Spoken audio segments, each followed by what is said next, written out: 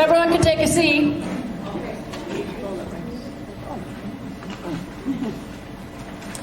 So we're short one panelist, but he is en route, and we're just going to get going, and he'll slide in when he's here.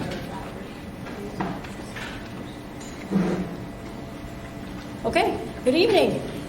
Welcome, and thank you all for attending the League of Women Voters Minneapolis Public Education Forum called the Civic Buzz. The League of Women Voters is a nonpartisan political organization. We work to encourage informed and active participation in all levels of government, to increase understanding of major policy issues, and to influence public policy through education and advocacy. There we go. Okay. At the League, we recognize that diversity makes our organization and our democracy stronger. Inclusion of people with differing perspectives, opinions, and life experiences helps us to understand issues more fully and advocate more effectively. Diversity, equity, and inclusion are principles that are central to the League's current and future success in engaging individuals, communities, and policymakers to create a more perfect democracy. You may know about the League's voter services activities. We register voters at many public events, including new citizen swearing-in ceremonies, high schools and colleges, state and county fairs, and more. The Minneapolis League hosts candidate forums for local races like city council and school board, and publishes and distributes the voter guide, which has information about all the local candidates' stances on issues.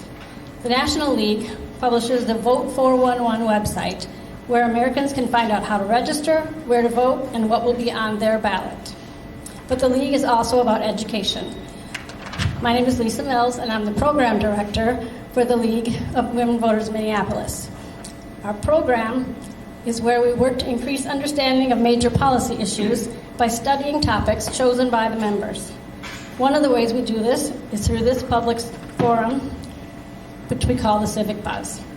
In order to share what we learned with all of our members and the public, you should know that this event is being taped and the video will be available on the League's website in a couple of days. Our topic tonight, civic education and engagement in Minneapolis public schools. We're excited to hear from our panel and to learn how we can help to encourage and empower Minneapolis youth to be civically engaged. With that, I will turn it over to our host and moderator, Susan Wolf. Thank you, Lisa. Thank you all for showing up here tonight, and thank you to our panelists. We're so excited to hear what you have to tell us tonight. This is basically a chance for us to hear what you have to say about civics education, involvement, and what students want the rest of us to know. I'd like to start with having each of you answer a question, which is, what sparked your interest in getting involved in civics? And then each of you would please tell us a little bit about yourselves, too, while you're answering this question. And who would like to go first? That's the first one. Oh, I will. All right. Hello. So my name is Brandy Siddiqui. I am the K-12 content lead for social studies and ethnic studies for Minneapolis Public Schools.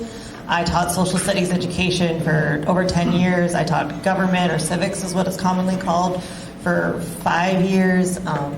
And I think that actually I really have a strong passion about voting, and that it's critical, and that it's actually where all power lies. And so I really love civic education. Hi, I'm Madeline. I go to Southwest High School and I'm currently a sophomore. I just wanted to get involved with civics just because I thought that, I don't know, just being involved and passionate about something, especially something that is so influential to our communities and to just everyone around us, I think is just really important to me. Hi, I'm Zoe. I go to Patrick Henry, soon to be Camden in July. I am currently a junior, and something that really sparked my interest in civics is my history teacher, because she teaches IB government, and she talks a lot about like the news and what goes on in the beginning of class, and I just thought it was very interesting because I didn't know that much about like what happens around me sometimes. Thank you very much for those introductions. I would like to ask Brandy especially if you could give us an overview of Minneapolis Civics graduation standards, what's required for the students, and how do they meet that standard? Within Minneapolis Public Schools, you'll notice our panelists are from two different high schools, and currently this year there is a different, schools can pick their own grade level that courses are in. So at Southwest they had civics or government in 9th grade, and then at Camden High School they'll have it in 12th grade. So there's a difference in that. However, with the new legislation that was passed last year, we are moving towards a common sequence in all Minneapolis public schools. Within 3 years, we'll have civics education in 11th grade. And so the standards that are taught usually go back to like citizenship, rights and responsibilities, which is kind of more about like Article 1 and like the Bill of Rights, public policy and how those things are impacted by different governments. There's 5 strands, I can't think about it.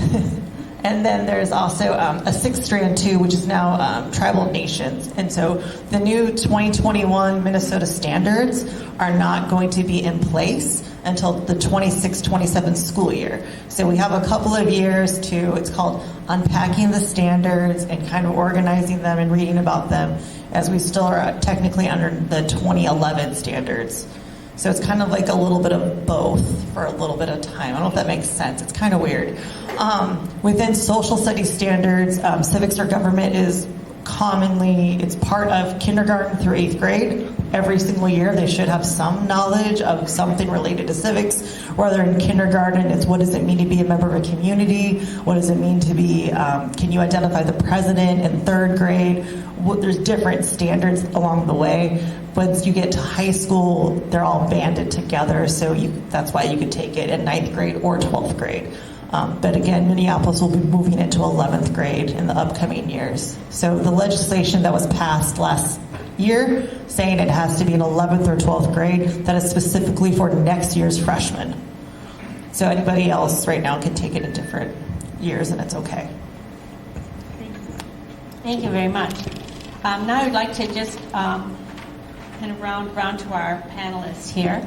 And so of you, Madeline or Zoe, have you taken a civics class in school that's specifically civics class in your mind? Or is it history or social studies? Or what? So just talk a little bit about what you've had in school that sounds like that. Yeah. So last year for my 9th grade class, I had a class called Race and Identity Studies. And for half the year, we worked on civics and learning about different things of government. So basically a civics class, but it wasn't called a civics class. And then for the last half of the year, we transitioned to not learning about civics. So it's kind of technically a civics class, and we did learn a bit, but it wasn't a full, official, full-year course.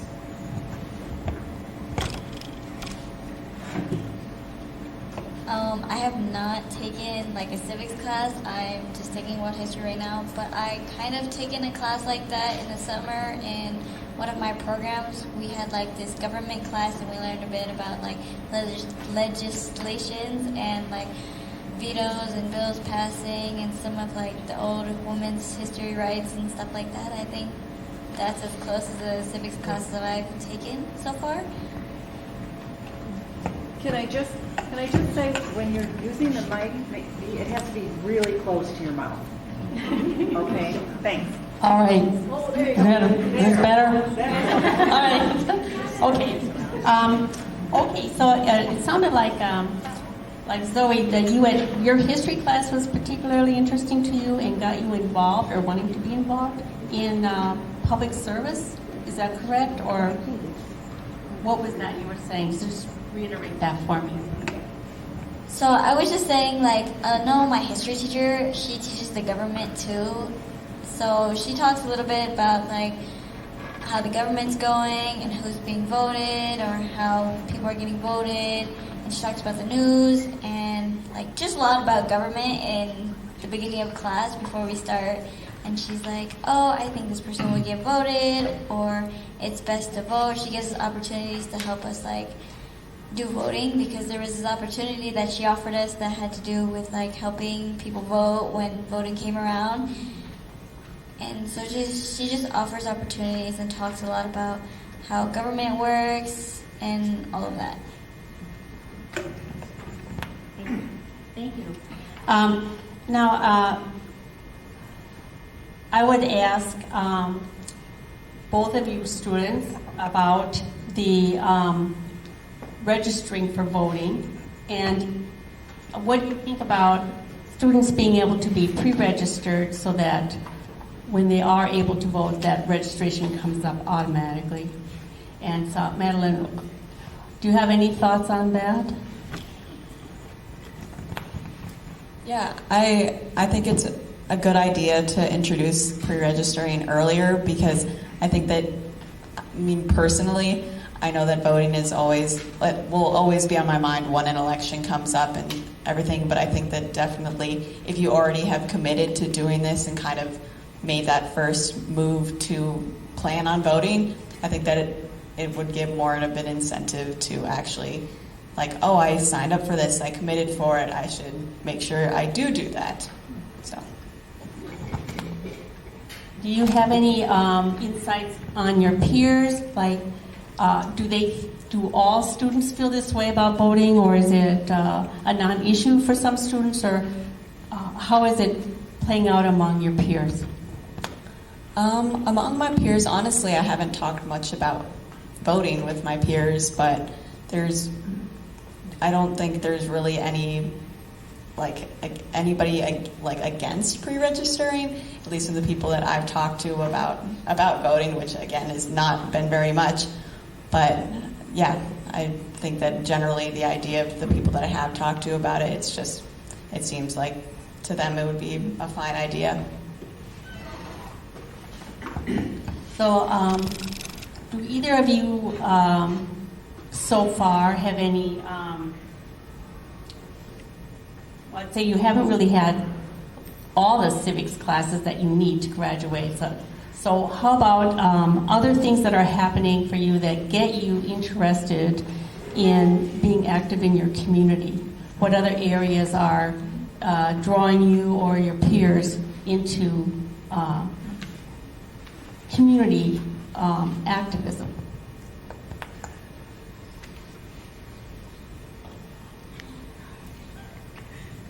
Something that really got me really involved with my community is getting to know a lot of people, because I know a lot of people in my school and I talk with them, and sometimes they have problems, and when I'm in student council I bring those up within the school, and they're like, oh, this is really helpful and stuff, and I thought hey, maybe I can take this to a bigger level and talk with people who know other people or bigger groups, and we can get it out there and talk about those problems that maybe people don't know that happen within the youth and stuff. So I just think it's a great opportunity to spread how people feel.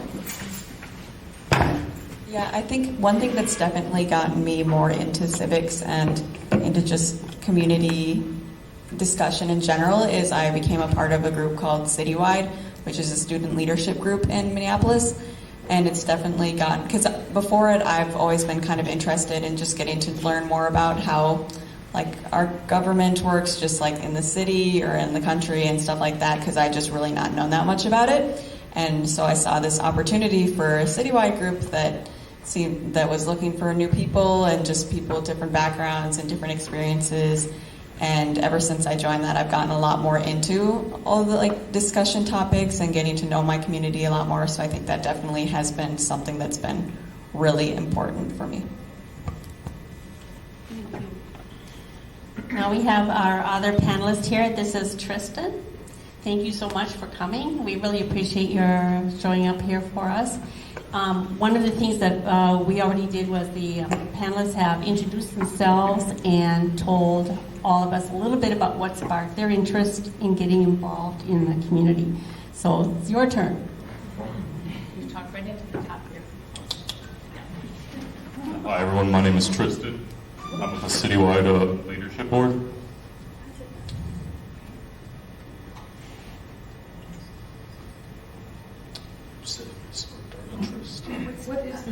citywide leadership? Citywide is a group of students from all the different MPS schools, and we come together to just fix problems within our own schools. Let's see. For high school students. Are you senior? No, I'm a junior. My apologies when Ryan was late and I wasn't. No, it's quite all right. Yeah. So what got you started being interested in doing things like to even be on the board or any of that? I think for me, it was seeing issues within my own school. I attend online school, and it's a lot different. You know, we don't have really a community at all there. So that was for me. That was why I joined, because I wanted to build a community within my own school. Very good. I would just direct another question to you, Kristen. We were just talking about what civics classes you've had, and also what you think of the early registration of students for voting. Personally, I haven't taken any civics classes just yet. I don't know. I believe I am scheduled next year. Early voting, I think it's great. Really, you can we can get more representatives for the youth into our offices. You know, I think it's great. Thank you. All right. All right. So let's just talk a little bit about how you navigate all of the news and things that you're hearing. How you process it, where you get your information. Let's say, anyone particular want to start with that? Alan, maybe? I think definitely around voting and stuff like that, I definitely get a lot of it from my family members and from my peers, because I think that I'm going to emphasize on my family members.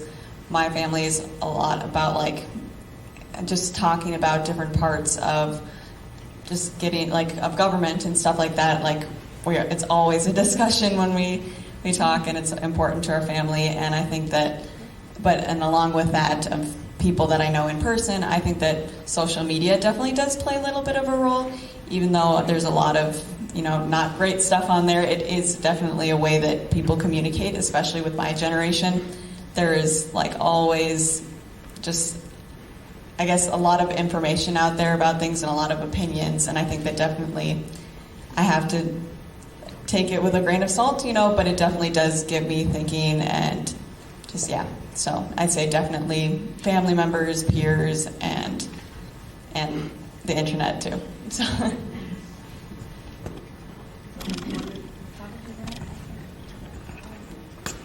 I guess one way that I really got into government, like I said, back to my history teacher, she talks a lot about it. She really loves history and anything government, which is probably why she teaches it. So yeah, sometimes she has us do activities we watch the news and we do reflections, 3-2-1 reflections, 3 being, oh, what did you learn? 3 things that you learned, 2 questions you have, and I guess one thing you want to hear about next time is kind of how she does it. So we do reflections, and then we talk about it sometimes in class discussions with our table mates. So we do a lot of talking about government and civics in class. Even though it's a history class, we still get some of that because it's part of our history that we're learning about. Hey, Kristen, could you talk about, your peers, and since you're online, how do you connect with your peers and talk about and get information about current events? Right. Well, we don't really connect with our peers as much, I'd say. We kind of have an asynchronous feel to it. But I know a lot of what I get from government or civics-wise, I know a lot of that comes from my school or social media. I see a lot about what's going on in our communities and all that through my schools. We have Instagram pages, things like that. And then, obviously, social media, that's a very popular one. I see a lot of information on there. Yeah. Thank you. Now, if we go through this conversation, if you have a question,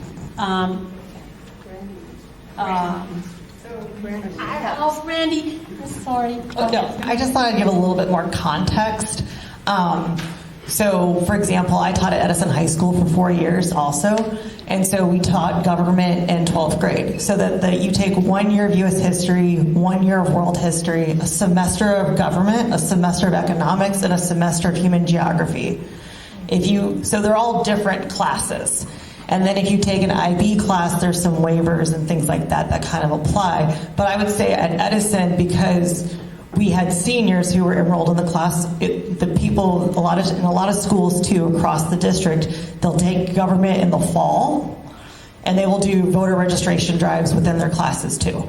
And so like at Edison, we did voter registration drives. We also did mock elections for like our own school site. And so those kinds of things do happen within the district as well. And that kind of goes back to the part of that legislation piece of wanting it to be in 11th or 12th grade so that we can start getting students prepared and like thinking more critically about it because they're almost ready to vote or they're going to vote. We also had the same concern too where I would teach kids that were seniors, and since they had never had a civics class, they didn't feel prepared to vote.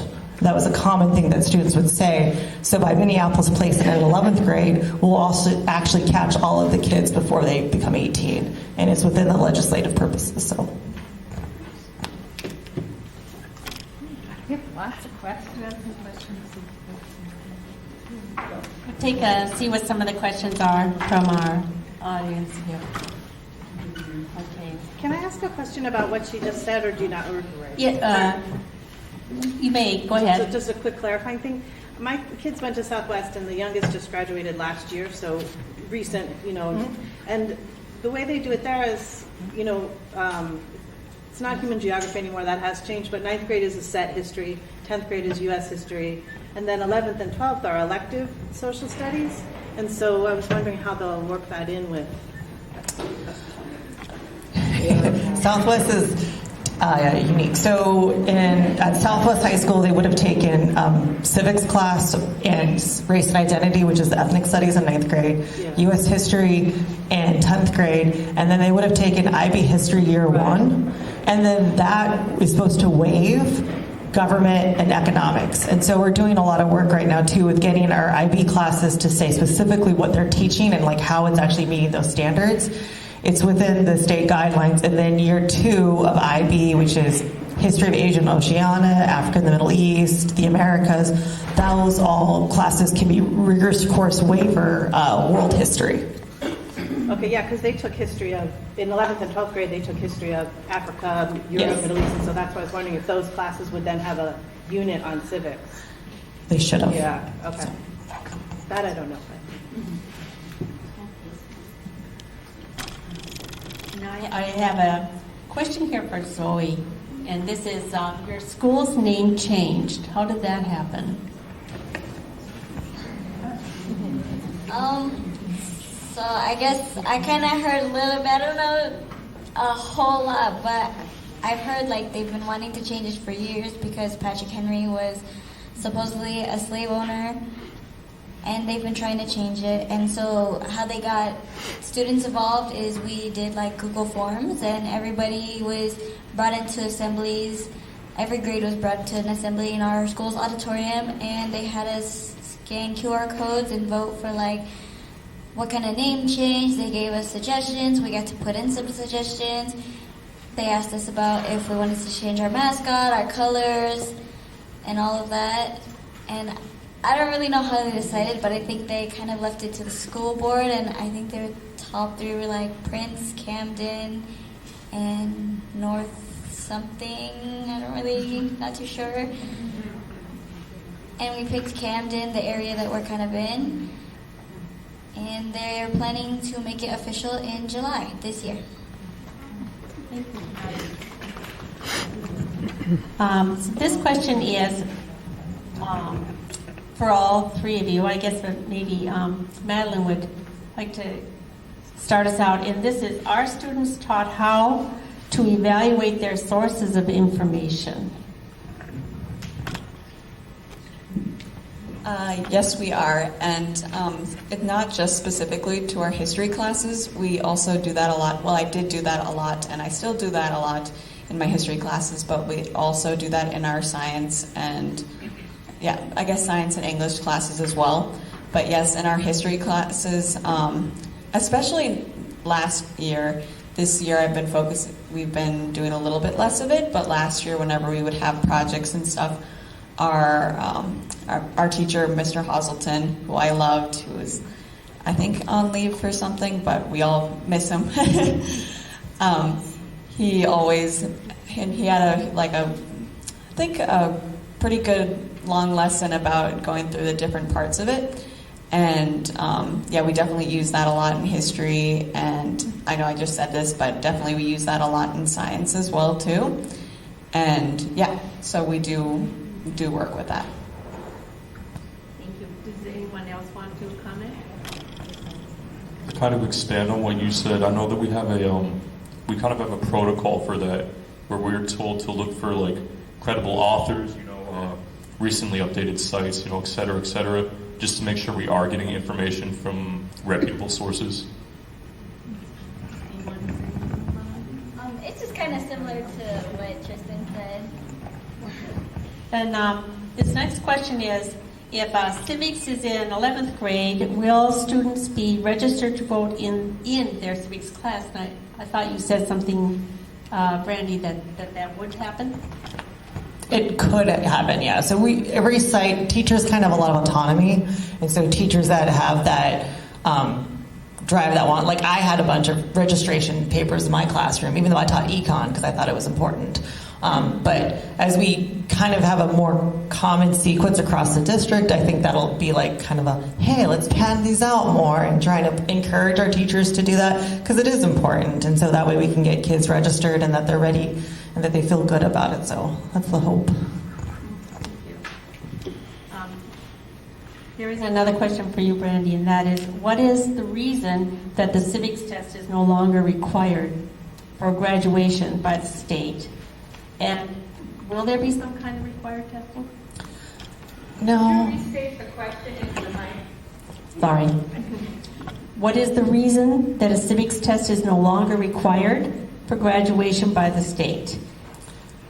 So the civics test required by the state, and I'm just going to be honest, was loosey-goosey. It was any form that you wanted to take it. So if it was a multiple choice test, if it was like, hey, tell me who the president is, it was super loosey-goosey. You just were supposed to document that you took it. You couldn't bar someone from graduation from it. So if a kid never took it, there was no penalty technically for it. We're just supposed to do it. There were 50 civics questions and you had to get 30 right. But again, you could retake it multiple times. And so I think the state just kind of realized that that was hard to enforce the way that it was written. And so also the state isn't going to come and like say, hey, Minneapolis, are you doing this? It's a responsibility to do it, right? And so then like we're having to record all of this and then it's, well, you could take it 8 times. So then it doesn't matter almost. Do you know what I'm saying? Like you could just keep going until you get there. Or you could say, oh, the student isn't getting it this way. They didn't pass, but they still passed civics, the class. They passed government, the class. So they're still going to graduate. So it didn't like bar anything. So that's why there's no more test, if that makes sense. Now I have a question for each of you students. Is there much discussion about politics and current events outside of the classroom?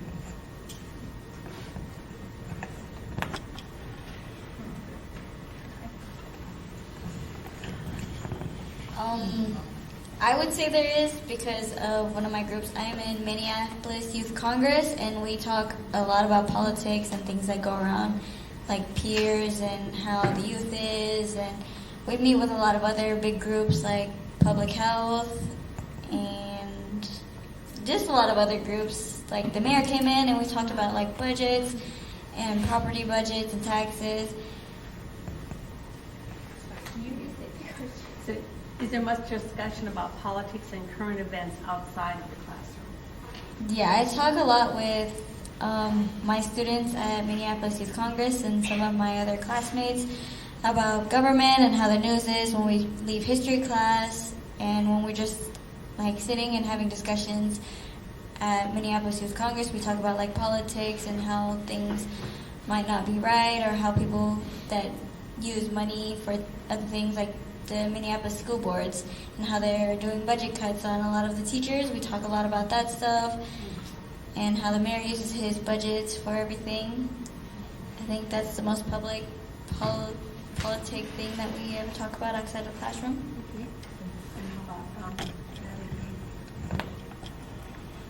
Yeah, I think that definitely I have a lot of discussion outside, like I stated before, with my family a lot and a lot with my friends as well. Just like with everything going on and kind of just a bunch of things, especially when they, like you said, affect our school district and stuff like that in our city. And it's just a very current topic that we talk about a lot. So.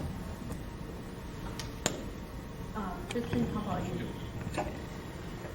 Could you, Miss? Is there much discussion about politics in current events outside the classroom?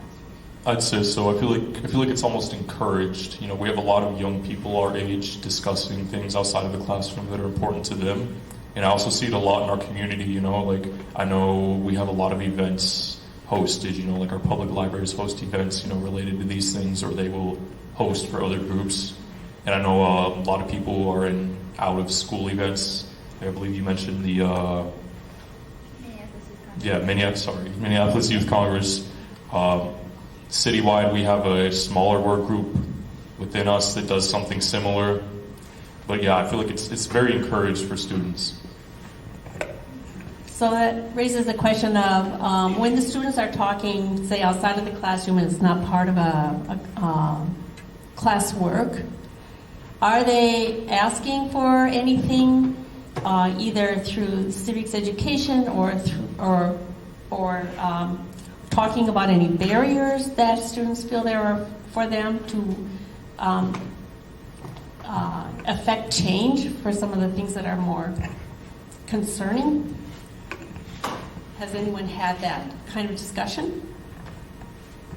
I know a lot of Minneapolis Youth Congress members have talked about it. Like I said, we talk a lot about like problems within the youth. So if we bring it up, like, oh, hey, I feel like, you know, we don't have enough civic classes in some of our schools, and we talk about, hey, maybe we can provide grants and stuff to provide schools with those kind of classes, or look over like after school activities that are like kind of a grant review kind of thing, where we review them and we see if like, hey, what do they need and how much do they need. So we talk a lot about barriers and what students need, and try to like talk with other big public community groups and committees and say, hey, some of our students need this, some of our students need that. These are some barriers within the schools, and can we get people out there to help break down these barriers? Can you say more about what kind of barriers students feel that there might be for them becoming involved and affecting some change in their community? Like, are there specific barriers? Is it because they can't vote yet, or people aren't listening, or like you say, this grant writing? That's interesting. So collecting money or getting money to affect change. So can you say any more about that? I know for sure that Minneapolis Youth Congress gives grants out to schools. Like, say a school needs more social workers, then we give grants, and we would review them, but you would just have to write like, oh, I think we need more social workers because some of our students like don't have enough people to talk to, or just need more support with homework, or maybe some students need more attention with staff members, and their teachers have like 30 students in their classrooms, and you know, maybe they need assistance in the classroom. That's kind of how the grants work within like Minneapolis Youth Congress. And some barriers might be like more attention in the classroom, like one student may need more help than other students, and students can help each other, but sometimes they need like adult help and the teacher's working with somebody else. So, Thank you. And Madeline, do you have something to say on that? Yeah. I was just going to say, I think also another barrier is just people either like not knowing a lot about just how things work. And I think especially for me, that is something that's happened that I'm just like getting involved in these things. I've kind of been a little hesitant on because I just don't know that much about it. And another barrier I think is, again, personally speaking, it like makes me really nervous to like talk about these like big topics that I could not know about, or I'm scared I'm not gonna say the right thing, or just I don't know enough about it to talk about it. So I think it's just something that takes a lot of bravery, and so that could definitely be a barrier in people getting involved and speaking out. Do you want to talk anything? Yeah, sure. Speaking to peers, one barrier that I've found within, I guess, getting involved is like worry of how likely are these changes to actually happen. I speak to a lot of peers, and like what I've heard is like, okay, we can bring these up to people, but really, how much is it going to matter? You know, when we don't make the final decision.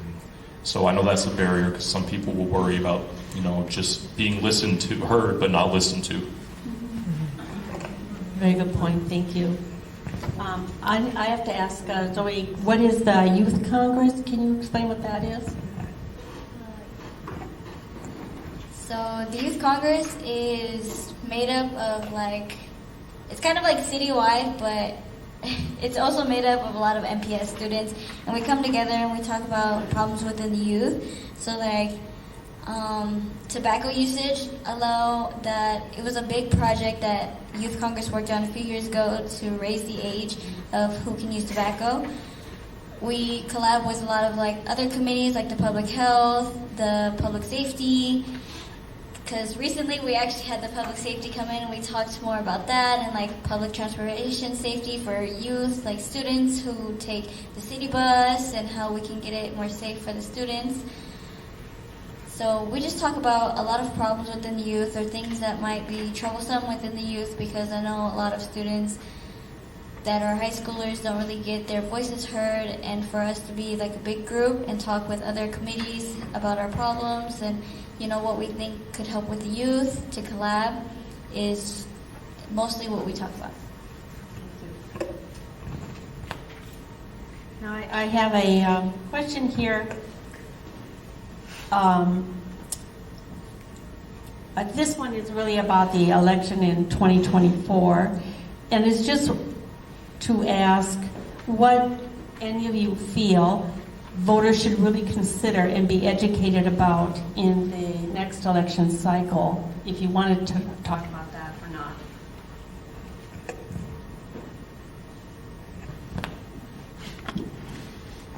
I guess I don't have a ton to say about that, but I think one thing to consider is just all the different perspectives of just all the people that are around you and in your communities. And of course, that's a general rule for just daily life, but I think that just always seeing a few more sides than just your own is really important to consider, especially in this upcoming election.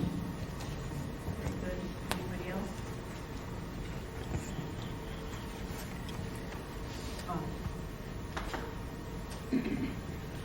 I think voters are a lot like sports fans. I think at times we get way too, you know, hyped up about our politicians, and sometimes we forget that it's, at the end of the day, it's other people that we're dealing with. You know, whether XYZ or ABC wins said election, you know, we always have to remember that we're dealing with other people, you know, because I know there's a lot of like, especially as of recently with social media and all that, there's a lot of, you know, hate coming back and forth from either side or just from different politicians. You know, I think voters have to remember that we are all people, you know, and at the end of the day, we're all looking to solve these major problems that we see fit. Thank you. Anybody else? I have a question for Brandy, and this one I'm not exactly sure. It's just that, do you see history or civics education in other parts of school, is the question.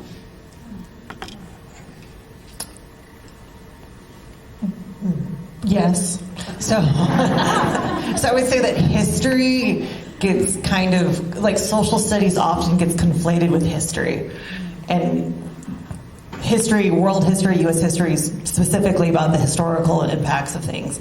Whereas civics is specifically about civic engagement, rights and responsibilities, and you would be going more into like the Bill of Rights, landmark SCOTUS cases, things of that nature, and the impact of those policies. In English classes, for example, a lot of times when you read books or something like that, the context of history is so imperative to understanding how things happen. The same thing I would say with science, like understanding how science has evolved over time is helpful for those classes in those areas. But civics is usually like a social studies thing. But like history tends to bleed into other things a little bit more easily, especially within literature and stuff too. Because if you don't understand the contextual time of like when House on Mango Street was written, it doesn't really make any sense unless you understand that. If you're reading like Arthur's, what was that play by Arthur something or other? The baseball one, can't think of it. But like there's lots of books like that where if you don't understand the context of it with historical knowledge, then it doesn't make sense. So that's usually where it comes in more. So. Thank you. This other question for you is, does the district have curriculum around dis and misinformation online or not? This being civics? Yes, I think probably would be civics. We are curriculum, so there is what's called a course at a glance, whereas we tell teachers, like, these are some of the things that we want to make sure that we hit and we talk about. As far as like a curriculum, like a textbook, we don't have that right now. We are looking to adopt that. And so trying to get some more resources of that nature. What was it? Well, just whether there's I think the question is addressing whether there is teaching around disinformation or misinformation online, basically. Oh, yeah. Well, there would also be within, like, social studies usually has, like, social media standards, too, or, like, media literacy standards, part of it. And so understanding and analyzing, like, where your sources are from, like they're doing in their classes, like, you should be analyzing the sources. It would be kind of inappropriate for a teacher to be very vocal, like, they should be a little bit more like in the middle. Like when I was teaching government, like nobody knew what I believed, and that's, because you don't want to make anyone feel uncomfortable. It should be bipartisan. And so having kids have that opportunity to make their own decisions is usually kind of like the direction that we tell our teachers to. But within every classroom, there's autonomy too. But. I'm wondering if our student panel has anything that they would really love to, if they were writing the rules for civics education or their education, preparing them for when they graduate, what do they, do you have an idea of what you really want to have included, what should be in it, what you want to know in the end, for sure? Kind of going back to that question earlier about pre-registering, I think that's very helpful, and I'd like to see that in civics classes where, the teacher kind of walks through how to pre-register, because once you get older, you kind of pre-register too as, like, elections come up, and to learn it when you're younger is a lot easier because then you know how to kind of go through that process, so you have, like, that knowledge, and you can be like, oh yeah, I took this class and I kind of learned it, and I think I know how to do it. And you can obviously still ask for help, but it'd just be a lot helpful. And because, a lot of classes during, like, actual school days aren't really part of the real world, except for, like, maybe math and science and some English. But And social studies. yeah. Well, obviously, civics is part of social studies. But yeah, I just think that's something that's very helpful, like within civics classes. Good. Madeline or Krista, you want to comment on that?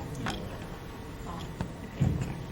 think one problem, or one thing I'd like to see done better, I know especially taking social studies, it's not really hands-on. You're reading from a very, very big book, you know, and you aren't really you're learning, but you're not really taking any of that information and applying it anywhere.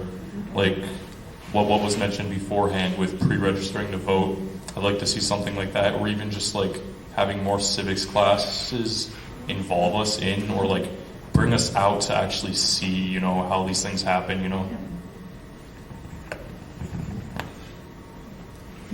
Yeah, basically adding on to that, I was just going to say one thing that I really liked about my civics part of my history class last year was we had a lot of, I guess, kind of hands-on experiences with government. We did mock elections and mock things like that, and I think that was really cool to actually feel that experience of going through those steps versus just talking about it. And I thought that was really cool to just get to kind of experience that. So. I'll just add something too real quick. I do know that of teachers who do mock elections, they do passing bills. So going through the process of writing a bill and having it passed and seeing what that's like, and then having students be in committees and debating bills and things like that. I know Edison really well because I taught there, but my colleague Dave Salzer, he would have the kids specifically do things that were tangible in Edison.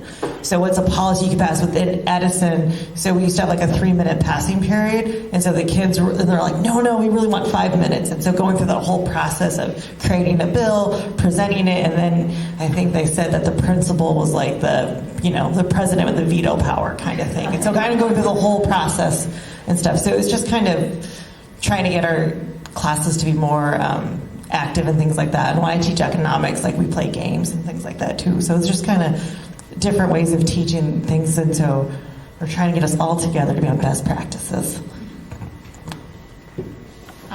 This question, I love the way you're answering this, but it brings up this other question that we have, and someone is asking, have any of you attended an advocacy day at the state capitol or a rally? Any takeaways if you did? I did go down to the Capitol about 2 months ago to speak on our budget for MPS. I think one takeaway is I was a lot more nervous than I should have been, and I think I think students should be more open to go in front of adults like that, because I think that's the only way important change that we want is going to happen. Yes. Everybody gets very nervous for everything that they're doing the first time. So, does anybody else want to comment? I guess I kind of did something like that because I know April 15th, my teacher's government day had this youth day at City Hall. And it was a bunch of students, so citywide students went. I know our government at Patrick Henry went, and we got to talk with the mayor's assistants and stuff, and we got to talk about budgets. We had breakout groups. We had a big discussion. We had also a student panel, and we had lunch, and then they had a little lecture hall, and they talked a lot more. I don't really know what they talked about because I had a little debrief with Minneapolis Youth Congress because we helped lead and helped talk about the budget. But we had a lot of different breakout groups, and we talked a lot with other students and a lot of groups because there were a lot of groups there. Like I said, there was the mayor's assistants. I think there was some public safety. There were some ward people there, so we got around and we got to talk with everybody. We had 3 breakout sessions, and it was pretty fun.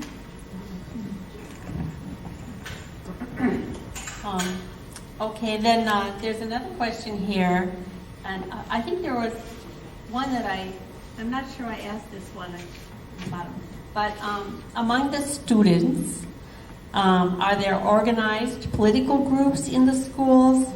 And I think that the other question is, do the students feel as politically polarized as probably the larger population? Are you sensing any of that?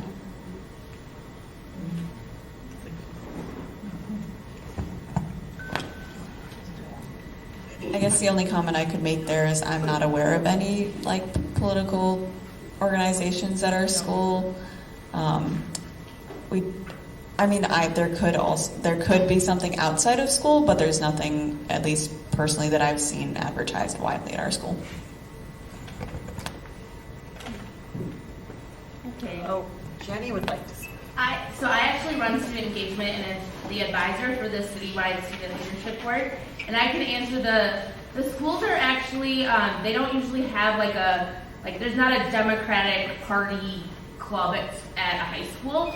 It's usually more around the affinity group of an identity or more like it might be social justice for the environment or more on that path, not specifically like we're the young Republicans of Edison, right? So you might not, so that's probably why they're all kind of like, I don't think so. Because we don't really have those in Minneapolis. And I don't actually think we're allowed to have them per se at the same level that like a college would. It makes sense that it would be more a college level thing to have because college students are old enough to vote. Yeah. It's much more about getting students aware of how to vote, why it's important to vote in high school, where then they kind of, and as Brandy kind of alluded to, like staff are not allowed to have as much of an opinion one way or the other, and a staff is always an advisor for a student group, where in college they advise themselves on things. So here's a question that we were wondering, and it goes like this. The question is, what would you say seems most important to young people about our democratic form of government as you're learning about it?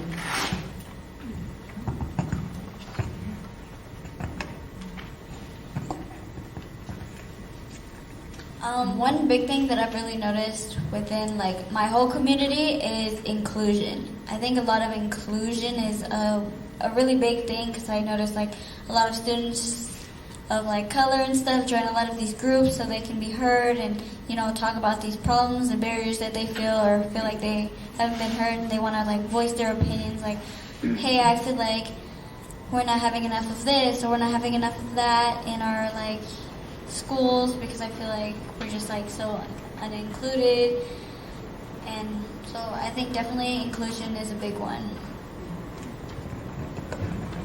Anyone else want to comment? Yeah, I can definitely agree with that. I think that inclusion is a really big part of like everybody's goals, and yeah, I think that with what you were saying, a lot of the groups and stuff like that, like the Black Student Union at our school, are focused on inclusion, and they'll have events about getting to know different cultures and different things like that. So definitely inclusion is a huge part of it. Kind of expanding on what these two said, I believe like inclusion in the expression of one's own political identity, is very important to young people, because I know a lot of us, like, there's so many different groups for us, and there's so many different paths or ways for us to go. I think it's very important because you have groups like you mentioned, they have groups at your school, they have certain groups for like, I know my brother's school he goes to, I think there's about 8 different groups or clubs for students to attend that are all like political or government based in nature. As you are thinking about your own path, what kind of things do you see yourself doing after high school? Do you have some, like a trajectory or a plan that you're looking at, or is it too early to know? I kind of had a plan. I was kind of, more thinking into business. I plan really to go to college here in Minnesota, like St. Thomas, to study like to be an accountant, and I think it's very good because like it's a general job. So if working in a business and being an accountant doesn't really work for me, I can also go somewhere else, and it would be really good. And I also like kind of want to study abroad, so I think there'd be like good opportunities, especially with like all the stuff I'm involved in. Like I wish to like be in all of those in college too, and see how it's different from like how high school is and how all the groups I am in now are.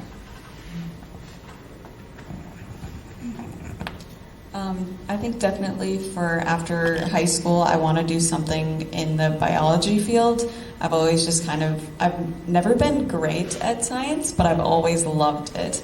And so I really want to keep working towards that, and I think that definitely that's something I want to pursue in the future. Where I want to go to college, I can't decide whether I want to stay close or I want to get as far away as possible, but but something to do with biology for sure. Could you refresh me on the question? Oh, this is about what you see for yourself going beyond high school now, what your trajectory is, what you want to do. Like a civics? Just what you're seeing for yourself as you go forward after you graduate from high school. Okay, well, relating to what we're speaking about, I would love to advocate for the homeless. Me and my family personally have experienced, and I know it's a very, especially in Minneapolis, and a lot of other large cities, it's a very real problem, just having families out there like that. And then besides for that, really, I just want to write books.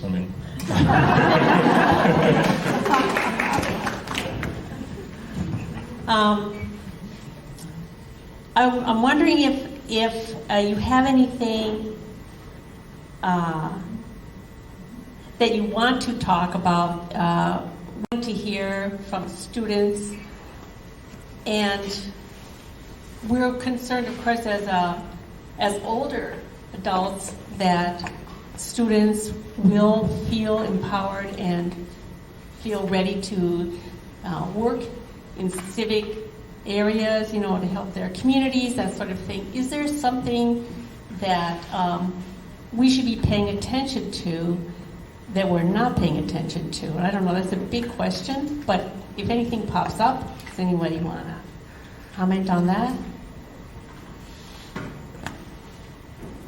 Yeah, I think one thing that's really important, as what I was talking about earlier, is I think that getting talking about these things is really nerve-wracking, and I think that more information about how to get involved with these things and how you don't have to be this really talkative person to want to get involved in these things, that even if you just care about it, but sure, you're a quiet person as well, you still can get involved in it. It doesn't take having to talk in front of a big group of people. It just more information and just showing that anyone can do it. Anybody else want to comment? No? I'm wondering, Brandy, if you're seeing anything among students that would be helpful for them that's not available to them in the school system right now in their civic education or civic engagement, or the process of helping them to become active that way. I think that there are lots of different teachers who do lots of different things, and so any one teacher could do something excellent and then do something not as great. And so, for example, I did really well with talking about voting, and other teachers do really well on understanding how legislative branch works and how that actually causes laws to be created. And so I think that if you take the class and we get through all of the continuity of it, we should be pretty good to go. That's the hope. I will say too that there was when I taught it, there was this really fun website called I Side With, and it was bipartisan, and so you would give your opinion on different topics, and then it would tell you if you were a Democrat or Republican or a Green Party, and it was hilarious because a lot of times students were like, I'm a Democrat, and then no, honey, you're a Republican. I don't know what to tell you. And it's just because they don't know, students don't know, generally speaking, what it means, and so it's just kind of funny to be this is, if you believe this about this, then how does it kind of pump you out at the end of the day and stuff. And so there's lots of different resources and things like that. And so as a district, we're working towards making common resources and common assessments and common things so that it's more consistent, I would say. That's one of the things that kind of made me think is, as we were talking, and wondering, it's like Zoe was saying how her youth group gets together and talks about what they need in the school, more in the school, and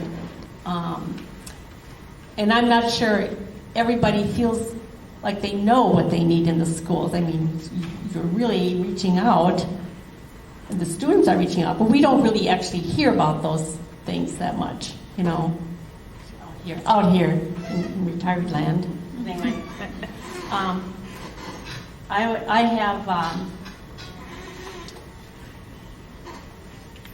I guess this question, it's a good question, is what do you want adults to know or remember about young people?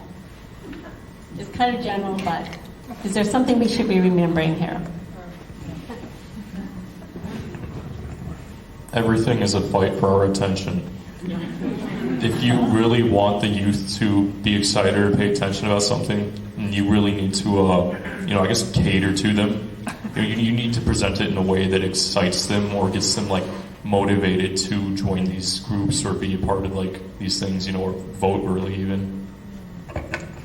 Thank you. Anybody else want to weigh in on that? Yeah, I definitely agree with that. I think that we're all really passionate about different things, but I think that if you get that passion towards the right thing, then that's what would get that going. Thank you. This is, what do you want adults to know or remember about young people? I guess what I want adults to remember is, I guess, kind of like when you kind of meet someone new, you kind of treat them like a child. I think a lot of youth really don't like that, because I know me personally, I've been to the public youth committee, and I went a few times, and they were just like, oh, how's school and this and that's that, and I was like, I'm not here to talk about what I want to be in school. I want to talk about public health and safety and stuff like that. So I think that's one thing I really want adults to remember, is that sometimes they're there for a certain reason, not to treat them like, oh yeah, this and that's good and this is good, and let's talk about high school. Thank you for that. So I think we'll do a sort of a wrapping up question, and this is for us, the League of Women Voters. We want an informed and engaged electorate. So for us, what advice would you give us to pursue this goal, especially among young people? What would be something that the League could do to help students be informed and engaged? It's beyond school, maybe. I think one thing is holding events like this, but inviting more people out and having it at different times, because I think a lot of and you invite schools and stuff and classes. I think you'd be really out there in groups Citywide and Minneapolis Youth Congress. Getting students involved is really nice, because it's inside school, but it's also outside of school, because you also talk about those topics flyers, asking if they're interested, having those things open, having open meetings. I think a lot of events like this, I know a lot of students have gone to these kind of events. I've gone to a lot, and I've really liked what I've heard, since they're open events, and what they talk about. It really interests me. It's oh, I didn't know that, because this group has different things that I've never heard, or they talk about these things and maybe it just wasn't open, but they finally have an event, and I hear all of this stuff that they talk about, and it's really informational, and it's just really good for the youth to have those opportunities to hear what adults talk about and how their groups work. Thank you. Yeah, I think definitely giving more opportunities to be directly involved in these things, more than just kind of talking about it in history or in civics and stuff like that. more being hands-on and getting actually involved with people and talking to adults and talking to just people in our government and stuff like that, like actually having hands-on experiences. How did you describe it? It was something and engaged. Yes, it was informed and engaged electorate, and what advice would you give us to pursue the goal, especially among young Indians? Kind of related to what I said a few minutes ago, just making young people care, like if we want people to be informed and engaged, I think they have to care about what they're, being informed or engaged about, because, if not, you can have someone come and just sit in front of a group, and just hear absolutely nothing, I think keeping the youth interested, and giving them actual reason to care about, said problems, I think is really a big part of it. Thank you. Well, I think that is about, unless there are more questions, no more questions from our audience. This is a minor detail, but so many people are not having the newspapers delivered to their homes anymore for families to share and discuss among themselves. I've heard of too many people not doing that. So this is about newspapers, and I'm just going to raise that question because I just started getting the newspaper again delivered to my house, and I agree, it's awesome. Does anyone on our panel get the newspaper delivered to their house? No. I will say that Minneapolis Public Schools does have a common login and password for MPS teachers and students. So actually all of our teachers and students in Minneapolis Public Schools can access the Star Tribune.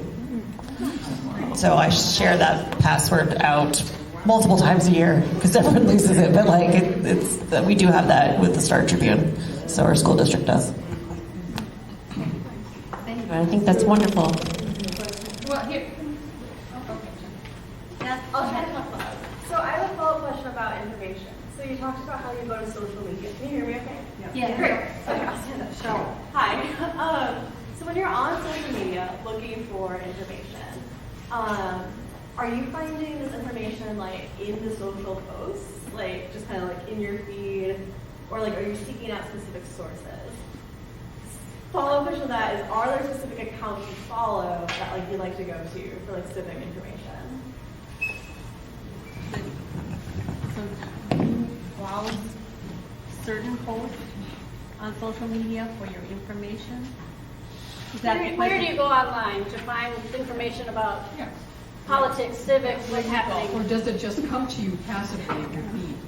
I was gonna add on. I was just about to say what you just said. Yeah, it just comes on, and I know a lot of my friends some of my friends are really updated with it, so they post it on their stories and stuff to have people see it and their posts, and they're just oh, you should look at this or you should look at that, and so yeah, it automatically comes sometimes if it's newer, sometimes if it's older it comes a little later, but otherwise my friends tend to post it, so I do see it. Does it work that way for you? How do you find information?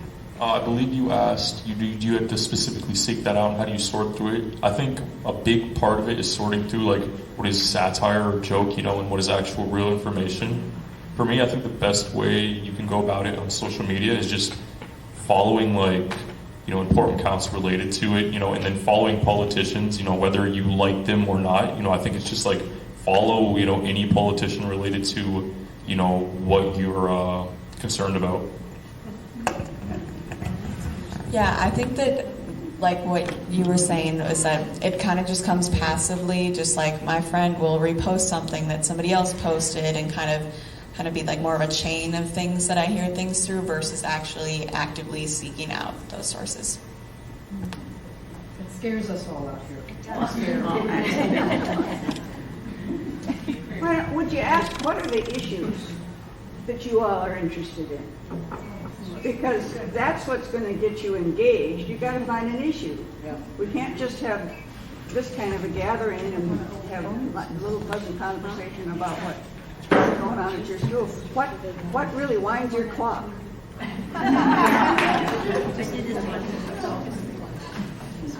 I would say personally, just anything like to learn about like the world around me, because I live in this world. We all live in this world. I think anything is really interesting to learn about and see like what kind of problems and see if we can like kind of insert ourselves or do any small thing to help, because anything really helps as long as you get involved in those things, because seeing them is like awareness, and to spread that awareness is really helpful so other people know and can help too. Well, thank you so much. We're going to conclude now, and I just want to thank our panel. You were wonderful. Thank you so much.